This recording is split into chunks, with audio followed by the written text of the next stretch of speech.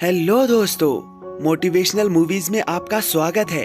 आज हम आपके लिए एक खूबसूरत लव स्टोरी को एक्सप्लेन करने वाले हैं। इस मूवी का नाम है व्हाट ड्रीम्स में कम। ये मूवी 1998 में रिलीज हुई थी। इस मूवी को एंड तक देखने के बाद आपको पता चल जाएगा कि सच्चे प्यार में कितनी ताकत होती है। सच्चे प्यार की कभी हार नहीं होती। अगर आपको वीडियो पसंद आए तो इसे लाइक और कमेंट कर दीजिएगा और हमारी चैनल को भी सब्सक्राइब कर दीजिएगा।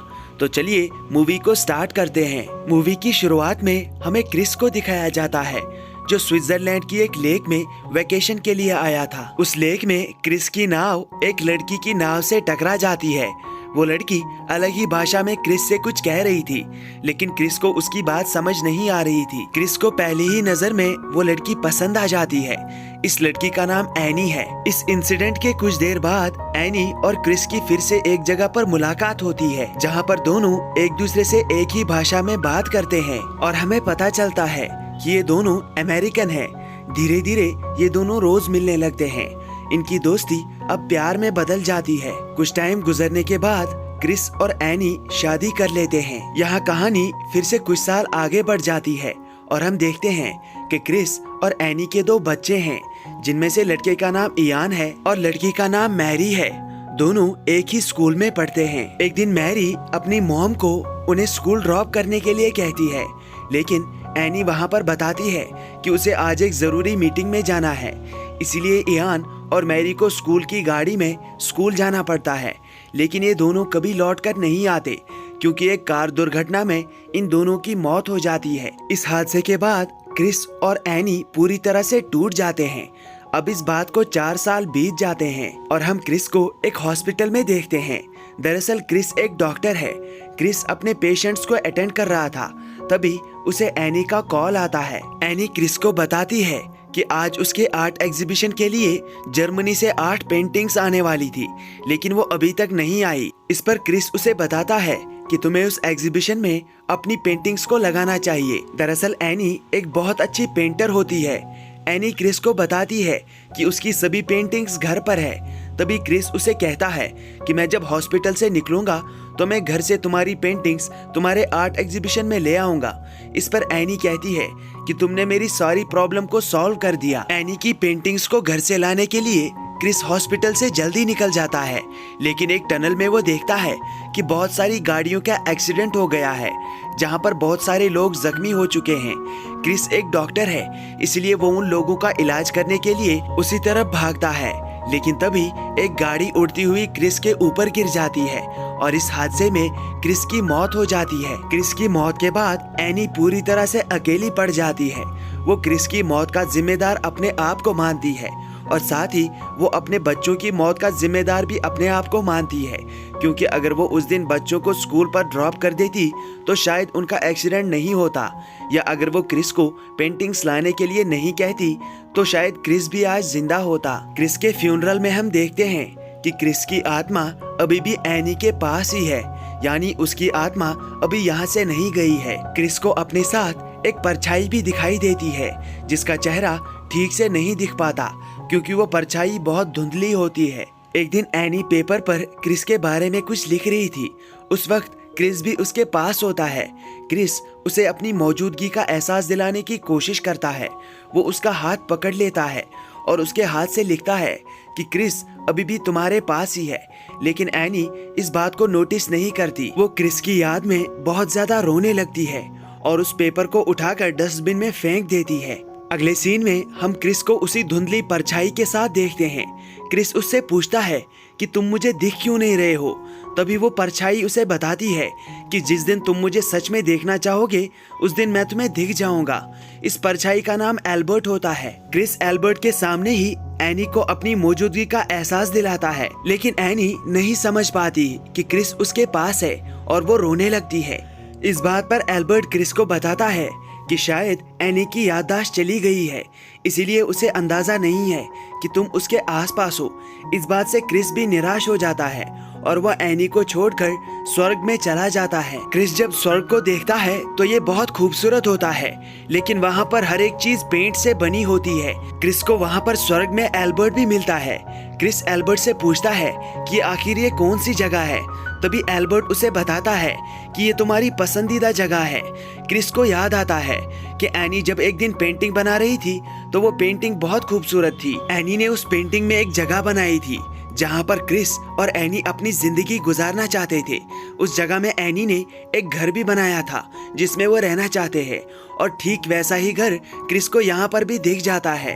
यानी ये वही दुनिया होती है जिसमें क्रिस और एनी रहना चाहते थे। क्रिस एल्बर्ट को लेकर उसी घर के अंदर चला जाता है। वहाँ पर क्रिस और एल्बर्ट कुछ देर तक बातें करते हैं और थोड़ी देर बाद एल्बर्ट वहाँ पर दीवार में एक छेद कर देता है। क्रिस जब उस छेद से बाहर देखता है तो वहाँ की सारी चीजें बदलने लगती है। यानी अब वो चीजें पेंट की नहीं बनी होती है, वो अपनी असली शक्ल में आ जाती है। यहाँ सीन एनी की तरफ मुड़ता है और हम देखते हैं कि वो उस पेंटिंग में एक पेड़ बनाती है जो बहुत खूबसूरत होता है, और ठीक वैसा ही पेड़ क्रिस की इस ख्याली दुनिया में भी अपने आप बन जाता है। ये पेड़ बहुत खूबसूरत होता है, लेकिन थोड़ी देर बाद एनी अपनी बनाई हुई उस पेंटिंग पर पानी फेर देती है और यहाँ क्रिस की दुनिया में उस पेड़ से पत्ते मुरझा जाते हैं। एक दिन क्रिस और एल्बर्ट एक बीच पर घूम रहे थे। क्रिस को उस बीच पर अपनी बेटी का पसंदीदा खिलौना दिखता है। वो एल्बर्ट से पूछता है कि इसका मतलब मेरी बेटी भी यहाँ है। तभी एल्बर्ट उसे जवाब में कहता है कि इस दुनिया के अंदर सभी लोगों की एक अलग अलग दुनिया है। जिस तरह तुमने यहाँ पर अपनी दुनिया बसा रखी है, वैसे ही तुम्हारी बेटी ने भी यहाँ पर एक दुनिया बसाई होगी। अगले दिन क्रिस के घर पर एक लड़की आती है जो क्रिस को बताती है कि मुझे एल्बर्ट ने भेजा है। इस लड़की का नाम लियोना होता है। वो क्रिस को उसके साथ उसकी दुनिया में चलने के लिए कहती है। क्रिस इसके लिए तैयार हो जाता है। ये दुनिया भी क्रिस की दुनिया की तरह बहुत खूबसूरत होती है, जहाँ पर सभी लोग परिंदों की तरह उड़ रहे थे। क्रिस को यहाँ पर रियलाइज होता है कि जब उसकी बेटी जिंदा थी तो उसके कमरे में उसने एक हेवन हाउस बनाया था जिसमें बिल्कुल ऐसा ही मंजर दिख रहा था। क्रिस को याद आता है कि एक दिन जब वो अपनी बेटी के साथ हवाई जहाज में सफर कर रहा था तो उस हवाई जहाज में एक एशियन एयर होस्टेस थी।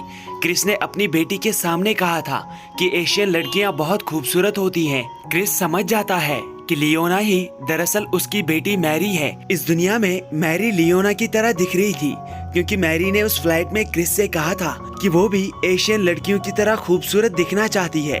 यहाँ पर बाप बेटी का रियूनियन हो जाता है। इसके बाद एल्बर्ट क्रिस के पास आता है। एल्बर्ट क्रिस को बताता है कि एनी ने रियल वर्ल्ड में सुसाइड कर लिया है और इसीलिए वो नरक में चली गई है। तुम उससे अब कभी नहीं मिल पाओगे। इस बात पर क्रिस को गुस्सा आता है। वो एल्बर्ट से कहता है कि वो किसी भी हाल में मैरी से मिलना चाहता है। एल्बर्ट उसे समझाता है कि रियल वर्ल्ड में जो लोग सुसाइड कर लेते हैं उन्हें नरक में भेज दिया जाता है, जहाँ से वो लोग कभी वापस नहीं आ सकते। इस बात पर क्रिस को गुस्सा आता है। तभी एल्बर्ट क्रिस को बताता है कि तुम अपनी बीवी एनी से बहुत प्यार करते हो, इसलिए तुम्हें उससे मिलने का एक मौका देना चाहिए। वो क्रिस को कहता है कि तुम्हें एक गाइड ढूंढना चाहिए जो तुम्हें नरक के दरवाजे तक ले जा सके। इसके बाद एल्बर्ट और क्रिस एक गाइड को ढूंढने के लिए एक लाइब्रेरी में आते हैं जहाँ पर उन्हें एक बूढ़ा आदमी मिलता है। वो बूढ़ा आदमी क्रिस और एल्बर्ट को नरक तक ले जाने के लिए तैयार हो जाता है। इसके बाद ये तीनों एक छोटी सी नाव में बैठकर समुद्र में उतर जाते हैं, लेकिन समुद्र में आगे बढ़ने पर इनकी नाव को बहुत सारी आत्माएं घेर लेती हैं। वो इनकी नाव को डुबा देते हैं। ये लोग जैसे तैसे करके समुद्र के तट पर आ जाते हैं, जहाँ पर वो बूढ़ा आदमी क्रिस से कहता है कि मुझे समझ नहीं आ रहा कि तुम्हारी बीवी कहाँ पर है, क्योंकि तुम अब अपने बेटे के बारे में सोच रहे हो। क्रिस को वो मंजर याद आता है जब उसने अपने बेटे को मन लगाकर पढ़ाई करने के लिए कहा था और डॉक्टर एल्बर्ट की तरह बनने के लिए कहा था। दरअसल क्रिस ने अपनी मेडिकल प्रैक्टिस डॉक्टर एल्बर्ट के पास ही की थी। वो डॉक्टर एल्बर्ट की हर बात मानता था। वो चाहता था कि उसका बेटा भी डॉक्टर एल्बर्ट की तरह बने। इयान ने उस दिन अपने बाप क्रिस से वादा किया था कि वो डॉक्टर एल्बर्ट की तरह बनकर दिखाएगा और सभी लोगों की मदद करेगा। यहाँ पर क्रिस को समझ आता है कि एल्बर्ट दरअसल उसका बेटा इयान है जो इस दुनिया में डॉक्टर एल्बर्ट की तरह दिखता है, इसीलिए यहाँ पर वो सभी लोगों की मदद करता है जिस तरह वो अपने बाप की मदद कर रहा है। यहाँ पर वो बूढ़ा आदमी क्रिस से कहता है कि अब तुम्हारे बेटे को यहीं रुकना होगा, क्योंकि अगर वो हमारे साथ जाएगा तो हो सकता है कि तुम उसी के बारे में सोचो। इस तरह हमें तुम्हारी बीवी तक पहुँचने का रास्ता नहीं मिलेगा।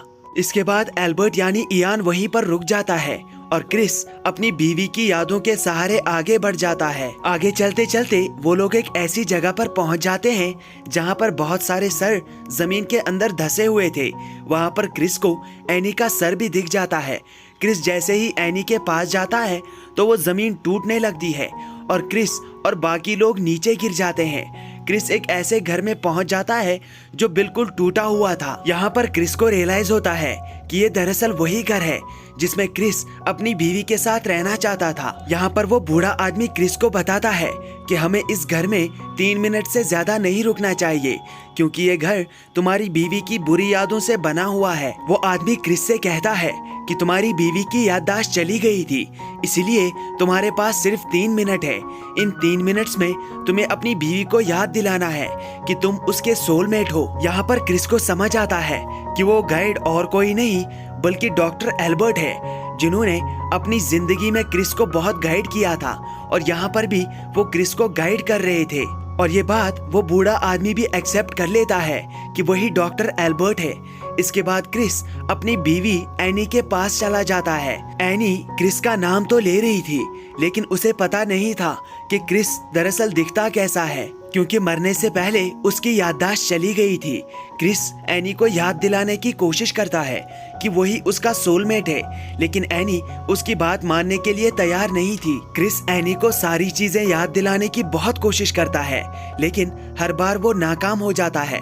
इसलिए वो नाउम्मीद होकर वापस डॉक्टर एल्बर्ट के पास आ जाता है। यहाँ पर डॉक्टर एल्बर्ट क्रिस को बताता है कि ये सब कुछ तुम्हारे लिए एक लेसन था कि तुम्हारी बीवी अब कभी वापस नहीं आएगी। अब हमें यहाँ से वापस चलना चाहिए।